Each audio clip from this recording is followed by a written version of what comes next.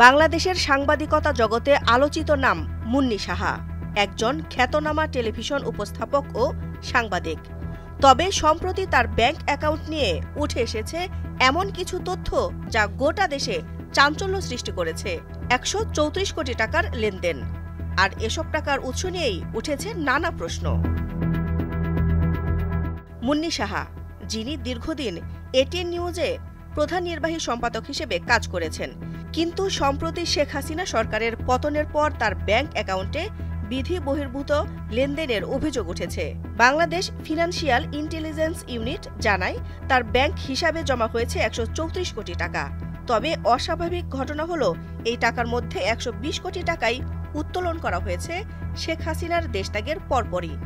এখন স্থগিত থাকা অ্যাকাউন্টে আছে মাত্র ১৪ কোটি টাকা।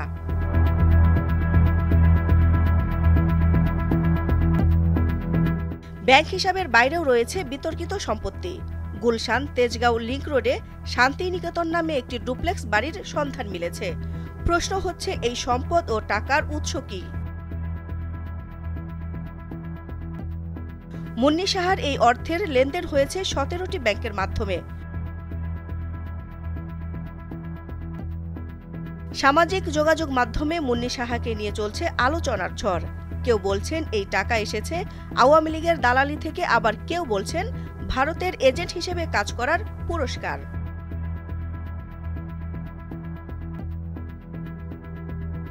এই বিপুল অর্থের উৎস কি প্রকৃতপক্ষে বৈধ? একজন সাংবাদিকের অ্যাকাউন্টে এত টাকা জমা হলো কিভাবে? এগুলো কি শুধু আওয়ামী লীগের সহযোগিতা থেকে পাওয়া পুরস্কার, নাকি আরও বড় কোনো ষড়যন্ত্রের অংশ?